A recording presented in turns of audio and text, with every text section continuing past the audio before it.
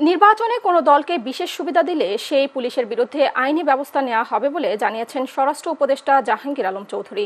আজ স্বরাষ্ট্র মন্ত্রণালয়ের সভাকক্ষে কোর কমিটির সভা শেষে তিনি কথা বলেন।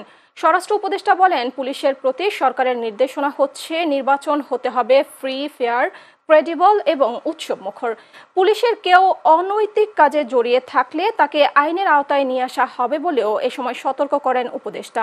এছাড়া আজকের সভায় মাদক, আসন্ন জাতীয় নির্বাচন, সীমান্ত ইস্যু, দেশের সার্বিক আইন শৃঙ্খলা পরিস্থিতি ও লুট হওয়া অস্ত্র দ্রুত উদ্ধারের বিষয়ে আলোচনা হয়েছে বলে জানান স্বরাষ্ট্র উপদেষ্টা।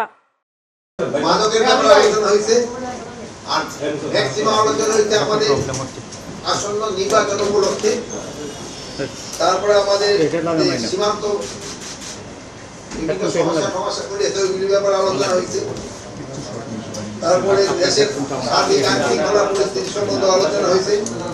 আর আমরা একটা ডিসিশন না হয়েছে যে আমাদের যে ইলেকট্রনিক গেট আছে এয়ারপোর্টে, ওইটা আমরা খুলে দিচ্ছি।